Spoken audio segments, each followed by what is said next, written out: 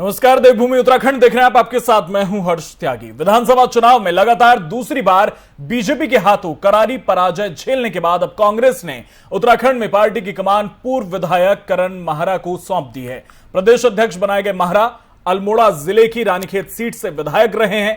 नेता विधायक दल के रूप में पूर्व मंत्री और प्रदेश अध्यक्ष रह चुके यशपाल आर्य को जिम्मेदारी दी गई है। वो विधानसभा में नेता प्रतिपक्ष की भूमिका निभाएंगे। इनके अलावा भुवन चंद्र कापड़ी को भी नाम दिया है। उन्हें विधायक दल का उपनेता बनाया गया है। पार्टी के एक आधिकारिक बयान में कहा गया है कि कांग्रेस अध्यक्ष सोनिया गांधी ने करण माहरा को उत्तराखंड प्रदेश कांग्रेस कमेटी का अध्यक्ष और यशपाल आर्य को उत्तराखंड कांग्रेस विधायक दल का नेता और भुवन चंद्र कापड़ी को कांग्रेस विधायक दल का उपनेता नियुक्त किया है। 5 राज्यों में हाल ही में संपन्न विधानसभा चुनाव में कांग्रेस की हार के बाद उत्तराखंड चौथा ऐसा राज्य है जहां कांग्रेस प्रदेश में बदलाव करते हुए नए पीसीसी प्रमुख को नियुक्त किया गया है। आपको बता दें कि इससे पहले गणेश गोदियाल को प्रदेश अध्यक्ष बनाया गया था और गणेश गोदियाल के बाद अब करण माहरा को जिम्मेदारी सौंपी गई है। हालांकि पार्टी में एक तबका यह चाहता था कि गणेश गोदियाल को फिर से जिम्मेदारी दी जाए, क्योंकि गणेश गोदियाल को चुनाव से 6 महीने पहले ही प्रदेश अध्यक्ष की जिम्मेदारी सौंपी गई थी।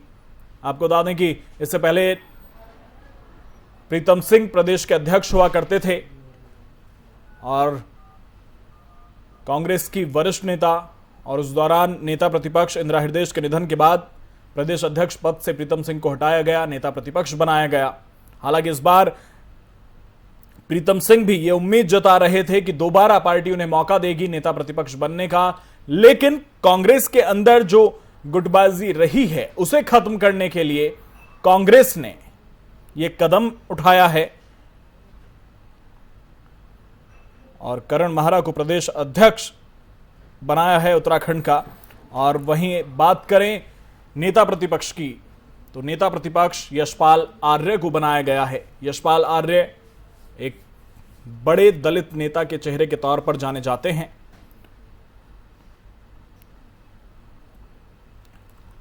चुनाव से ठीक पहले बीजेपी छोड़कर कांग्रेस में वो शामिल हुए थे। इससे पहले बीजेपी सरकार में वो मंत्री थे और चुनाव से ठीक पहले यशपाल आर्य और उनके बेटे संजीव आर्य दोनों बीजेपी छोड़कर कांग्रेस में चले गए थे।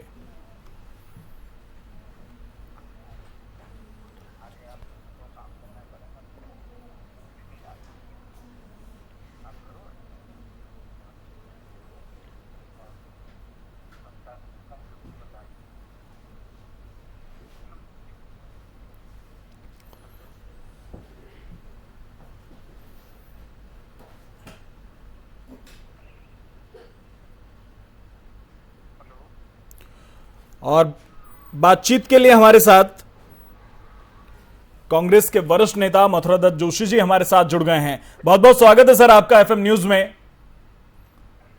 धन्यवाद नमस्कार। एक जो लंबा इंतजार किया जा रहा था कि कांग्रेस प्रदेश अध्यक्ष कब उत्तराखंड को मिलेगा, नेता प्रतिपक्ष कब मिलेंगे, वो इंतजार खत्म हुआ। और कितनी बड़ी चुनौती करण माहरा के सामने रहने वाली है पार्टी को एक साथ लेकर चलने की। देखिए, चुनौती तो हर वक्त लगी रहती है जी, और फिर विशेष रूप से जब पार्टी विपक्ष में होती है तो और बड़ी चुनौती होती है। पार्टी को या नेता को अपने को साबित करना होता है, काम करके देना होता है, जनता के बीच में जाना होता है जी, जनता के दिलो दिमाग में अपनी जगह बनानी होती है पार्टी के लिए। तो चुनौती है, इसमें कोई दो राय नहीं। लेकिन कांग्रेस पार्टी ने हर हमेशा जनहित के मुद्दों को लेकर संघर्ष किया है, फिर संघर्ष करेंगे। और नए अध्यक्ष आए हैं तो ऊर्जावान है, नौजवान है और अनुभव भी है, संसदीय ज्ञान भी है, धरातल का अनुभव भी है। ब्लॉक प्रमुख से लेकर एमएलए और डिप्टी लीडर तक हमारे यहाँ पर रहे हैं पार्टी में। तो मैं समझता हूँ कि उनके नेतृत्व में अच्छा काम होगा और पार्टी आगे बढ़ेगी और भारतीय जनता पार्टी का जो फांसीवादी चेहरा है उसको हम बेनकाब करने में सफल रहेंगे।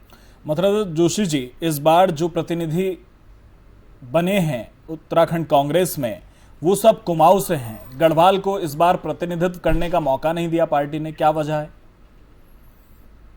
नहीं, देखिए, ये सवाल मैं समझता हूँ कि नहीं उठना चाहिए। उत्तराखंड है सर, उत्तराखंड है। मथुरादत्त जोशी जी, सवाल तो उठेगा उसको क्योंकि उत्तराखंड की राजनीति दो मंडलों के इर्द गिर्द घूमती है, गढ़वाल और कुमाऊं, और तीनों पद कुमाऊं में चले गए, गढ़वाल को कुछ नहीं।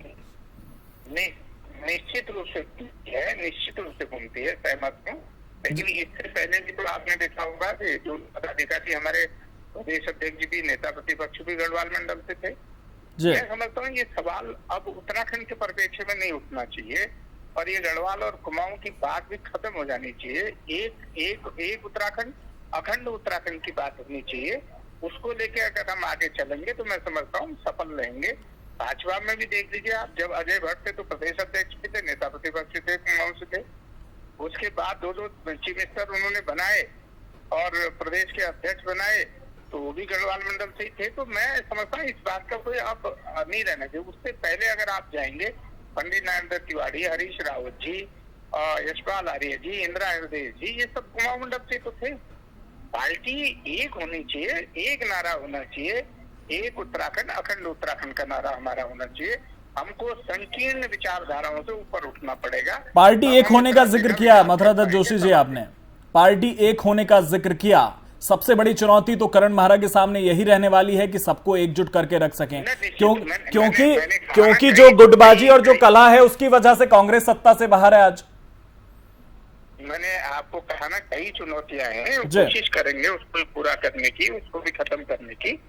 और मैं समझता हूँ नए अध्यक्ष सुलझे हुए आदमी है, राजनीतिक परिवार के आदमी है। राजनीति उनको विरासत में मिली। उनके पिताजी, उनके बड़े भाई, उनके पिताजी उत्तर प्रदेश में मंत्री रहे हैं, उनके पिताजी उत्तर प्रदेश में विधायक रहे हैं, यहाँ पर योजना आयोग के अध्यक्ष रहे हैं और तमाम पदों में रहे। खुद वो, मैंने कहा है ना कि ब्लॉक प्रमुख से लेकर विधायक तक यहाँ तक पहुंचे हैं, अध्यक्ष के आसन पर पहुंचे हैं। तो मैं समझता हूँ उनके नेतृत्व में कांग्रेस पार्टी आगे बढ़ेगी और इस प्रदेश में पुनः कांग्रेस पार्टी अपना परचम लहराएगी, ऐसा हम उम्मीद करते हैं। मथुरादत्त जोशी जी, कितना इत्तेफाक रखते हैं कि उत्तराखंड की राजनीति में अब उधम सिंह नगर जनपद का जो कद है वो बहुत बढ़ चुका है, क्योंकि सीएम उसी जनपद से आते हैं, नेता विपक्ष, डिप्टी लीडर तीनों वहीं से आ रहे हैं। कद बढ़ चुका है उधम सिंह नगर का। ना देखिए, इस समय स्थिति परिस्थिति जो बनती है उस हिसाब से ही होता है और ऐसी परिस्थिति बनी है। मुख्यमंत्री भी है वहाँ, अभी तो मुख्यमंत्री वैसे चुनाव हारे हुए हैं। देखिए वो कहाँ का प्रतिनिधित्व करते हैं, किस जनपद का करते हैं, और उसके बाद निश्चित रूप से नेता प्रतिपक्ष में डिप्टी लीडर भी वहीं से हैं। तो अब ये आने वाला समय बताएगा, ये चुनौती भरा समय है।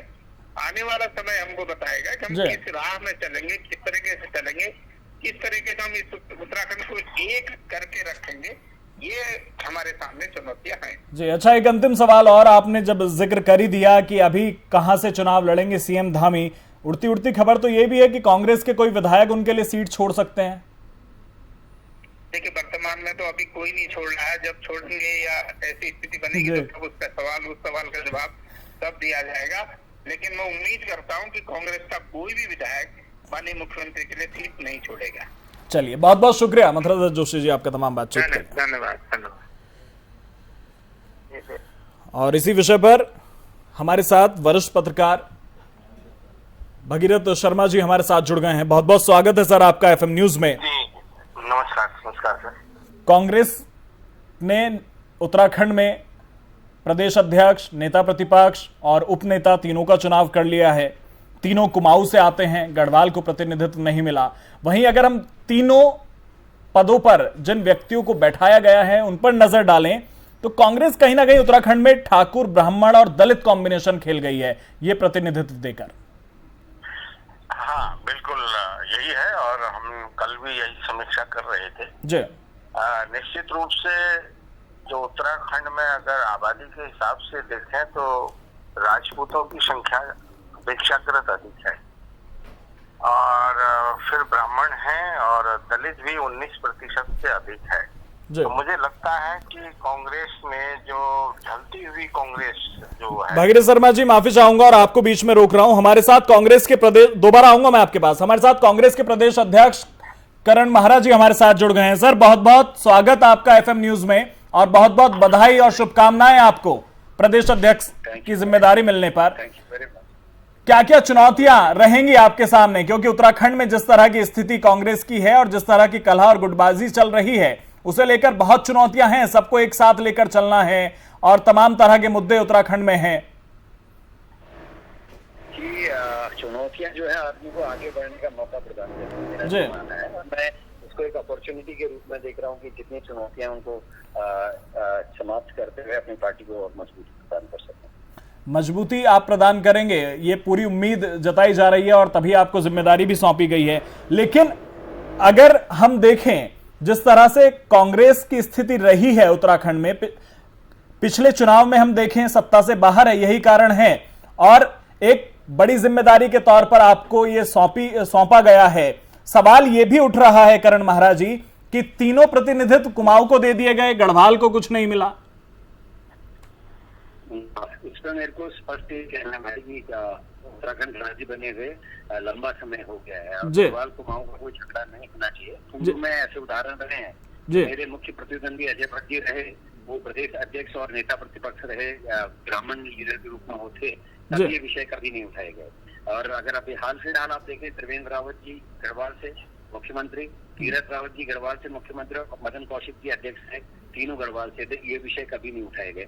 ये कुमाऊं और गढ़वाल के झगड़े में बांटने की कोशिश कुछ ऐसे शरारती तत्व कर रहे हैं जो उत्तराखंड के विकास को रोकना चाहते हैं। उत्तराखंड की जो एकता अखंडता है उसको खत्म करने की कोशिश जो लोग कर रहे हैं, मैं उनकी भर्त्सना करता हूं। करण महाराज जी, अभी कांग्रेस का जो है कार्यकर्ताओं का एक कार्यक्रम चल रहा था, सदस्यता बढ़ाने का कार्यक्रम चल रहा था। प्रदेश अध्यक्ष की नियुक्ति ना होने की वजह से उसमें कमी महसूस पाई गई, कार्यकर्ता उतने उत्साहित नजर नहीं आए और चुनाव से हार के बाद कार्यकर्ताओं का जो मनोबल है वो टूटा हुआ है। उसे बढ़ाना किस तरह से बढ़ाएंगे? देखिए, ये सबसे बड़ी चुनौती है मेरे पास कि चुनाव के तुरंत बाद जब हम हारे हैं और वोट परसेंटेज का बहुत ज्यादा फर्क नहीं है, यही समझाने की जरूरत है। मुझे अपने कार्यकर्ता का मनोबल बढ़ाना है और कोशिश मैं ये करूंगा कि जिस भी जो ग्रास रूट पे हमारा कार्यकर्ता है, जमीनी कार्यकर्ता है, उसकी जो पोटेंशियल है, जो उसकी ताकत है, जो उसकी खूबी है, उसका बेहतर इस्तेमाल उत्तराखंड उन्नति के लिए और कांग्रेस की उन्नति के लिए मैं करूँ। बहुत बहुत शुक्रिया करण महाराज जी आपका तमाम बातचीत के लिए। Thank you very much. Thank you. तो करण महारा प्रदेश अध्यक्ष कांग्रेस हमारे साथ जुड़े। उन्होंने कहा कि चुनौतियां तो हैं, लेकिन चुनौतियों को मैं अपॉर्चुनिटी के तौर पर देखता हूं और कांग्रेस को एकजुट करने का मैं काम करूंगा। हमारे साथ वरिष्ठ पत्रकार भगीरथ शर्मा जी हमारे साथ बने हुए हैं। भगीरथ शर्मा जी, अपनी बात पूरी कीजिए, माफी चाहूंगा बीच में रोकना पड़ा।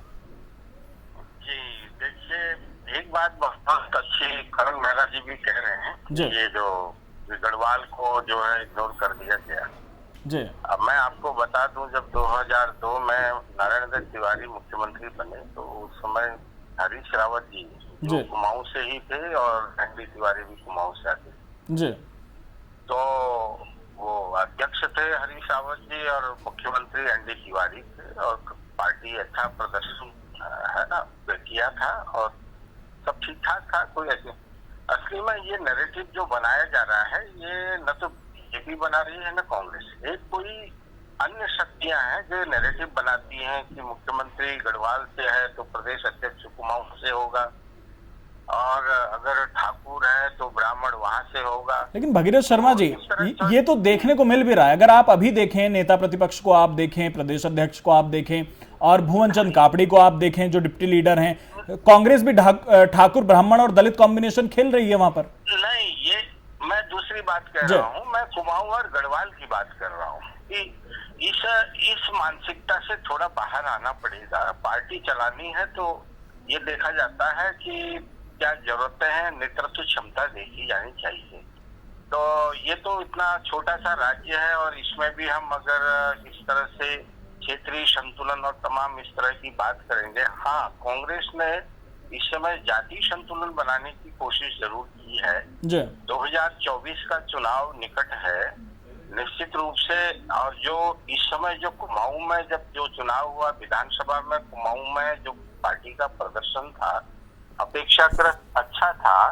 गढ़वाल में अगर हरिद्वार को छोड़ दें तो 3 सीटें मिली हैं, 5 हरिद्वार जिले में मिली हैं जी, और 11 सीटें कुमाऊं से मिली हैं। तो ये तमाम जो है पार्टी भी देखती है, और पार्टी जो है जो प्रदर्शन के आधार पर देखें कि जैसी परिस्थितियां चुनाव में रही, और ये चारों तरफ से ये संभावना व्यक्त की जा रही थी कि पार्टी का प्रदर्शन इस चुनाव में बेहतर होने वाला है और सत्ता के करीब भी जा सकती है।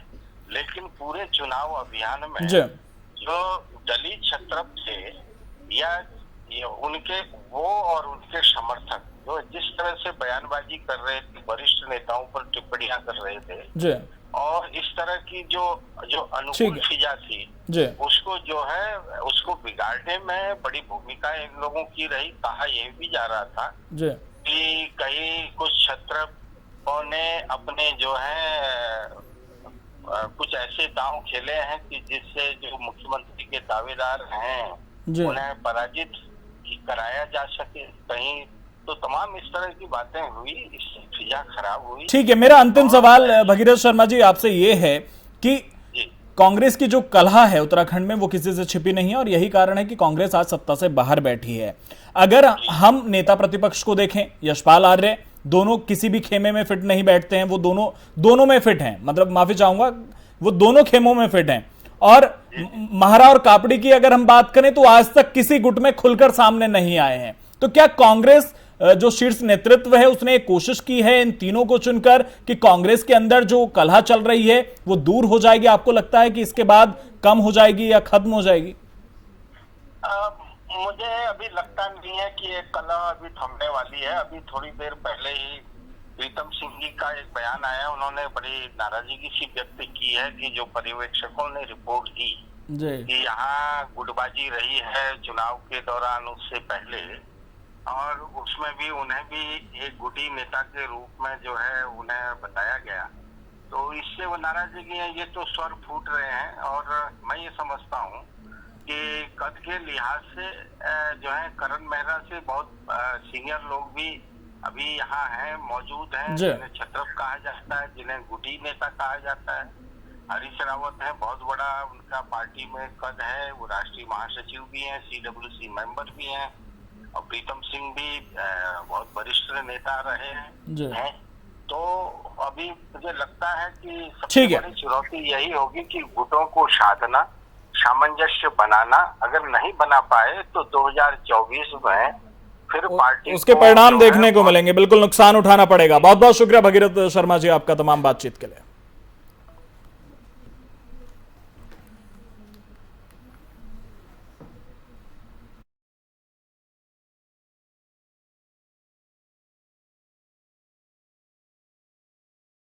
वहीं बाजपुर में यशपाल आर्य के नेता प्रतिपक्ष बनने पर कांग्रेसी कार्यकर्ताओं ने भगत सिंह चौक पर मिष्ठान वितरित किए। इस दौरान कांग्रेसी कार्यकर्ताओं ने जमकर आतिशबाजी की और एक दूसरे को शुभकामनाएं दी। आपको बता दें कि पूर्व कैबिनेट मंत्री और बाजपुर के कांग्रेस विधायक यशपाल आर्य के नेता प्रतिपक्ष बनने पर कांग्रेसी कार्यकर्ताओं में खुशी का माहौल बना हुआ है और इसी के चलते बाजपुर के कांग्रेस कार्यकर्ता नगर अध्यक्ष सत्यवान गर्ग के नेतृत्व में भगत सिंह चौक पर एकत्रित हुए, जहां कांग्रेसी कार्यकर्ताओं ने पूर्व कैबिनेट मंत्री और बाजपुर विधायक यशपाल आर्य को नेता प्रतिपक्ष बनाए जाने पर मिष्ठान वितरित किए। इस दौरान कांग्रेसी कार्यकर्ताओं ने जमकर आतिशबाजी की और एक दूसरे को बधाई दी। इस दौरान उन्होंने कहा कि यशपाल आर्य ने हमेशा जनता के हितों को लेकर राजनीति की है। उन्होंने ये भी कहा कि हमेशा विकास को महत्ता उन्होंने दी है, जिससे आज बाजपुर शहर विकास की दौड़ में सबसे आगे है। यशपाल आर्य जी जब नेता प्रतिपक्ष बने हैं तो बहुत बड़ी खुशी की लहर है पूरे उत्तराखंड के अंदर, और माननीय मंत्री जी को इतनी नॉलेज भी है जिस वजह से उनका चयन भी हुआ है। ऊपर सोनिया गांधी भी उन पर विश्वास करती है, राहुल गांधी भी विश्वास करता है, प्रियंका गांधी भी विश्वास करती है, और कहीं अपने हरीश रावत जी ने भी उनको प्रॉमिस किया था कि अगर मान लो कांग्रेस सरकार आती तो मुख्यमंत्री बनाने का वादा भी उन्होंने किया हुआ था यशपाल आर्य जी के साथ। तो ये भी बहुत बड़ी खुशी की लहर है हमारे पूरे उत्तराखंड के अंदर कि हमारे माननीय मंत्री जी नेता प्रतिपक्ष बने हैं, और जो काम इन्होंने किए हैं आज तक सबको पता है, पूरी जनता जानती है, पूरा उत्तराखंड जानता है कि जितनी नॉलेज माननीय मंत्री जी को है, इतनी नॉलेज और किसी नेता को है भी नहीं। कांग्रेस को बहुत बड़ी मजबूती मिलेगी। पहले भी कांग्रेस इतनी मजबूत थी इनके होते हुए, आज भी ये मजबूत कर देंगे पूरी कांग्रेस को। यशपाल आर्य जी। मुख्यमंत्री पुष्कर सिंह धामी ने देहरादून में माइक्रो डोनेशन कार्यक्रम का शुभारंभ किया और इस दौरान उन्होंने नमो ऐप के माध्यम से सहयोग राशि देकर बीजेपी को सशक्त बनाए जाने की मुहिम की शुरुआत की। साथ ही कार्यक्रम को संबोधित करते हुए मुख्यमंत्री पुष्कर सिंह धामी ने कहा कि आज भारतीय जनता पार्टी दुनिया की सबसे बड़ी पार्टी है, ये गर्व की बात है। उन्होंने कहा कि हमारा संगठन द्वितीय और व्यक्ति अंतिम के सिद्धांत पर चलता है। डॉक्टर श्यामा प्रसाद मुखर्जी ने राष्ट्रवाद की भावना पूरे देश में जगाई। डॉक्टर श्यामा प्रसाद मुखर्जी, पंडित दीनदयाल, भारत रत्न श्री अटल बिहारी वाजपेयी जी के सपनों को आज प्रधानमंत्री नरेंद्र मोदी के नेतृत्व में पूरा किया जा रहा है। प्रधानमंत्री के नेतृत्व में देश हर क्षेत्र में तेजी के साथ आगे बढ़ रहा है। मुख्यमंत्री ने कहा कि उत्तराखंड के समग्र विकास के लिए राज्य में नई सरकार के गठन के साथ ही कई संकल्प लिए गए। राज्य सरकार पारदर्शिता के साथ विकल्प रहित संकल्प के साथ कार्य करेगी।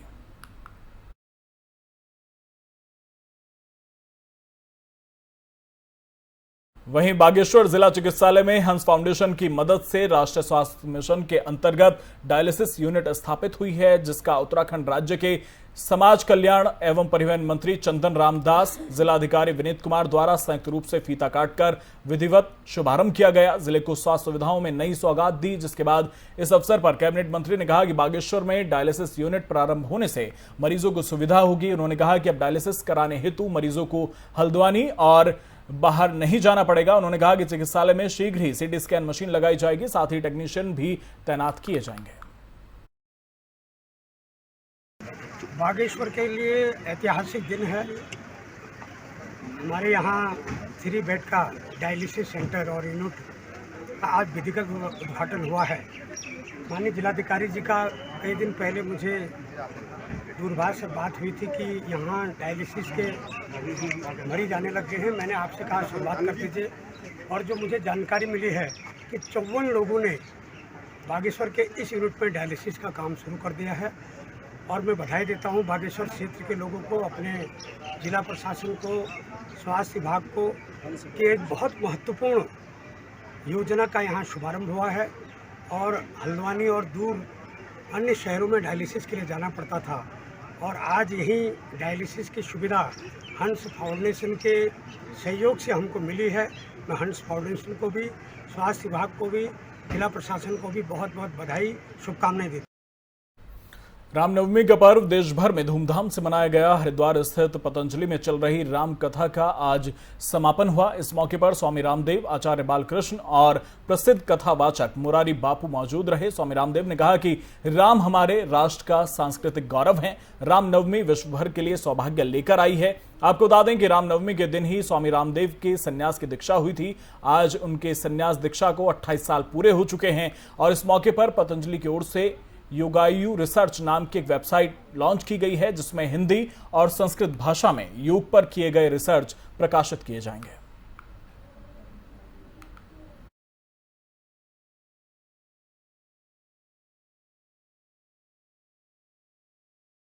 फिलहाल मेरे साथ इतना ही। बने रहिए एफएम न्यूज के साथ। नमस्कार।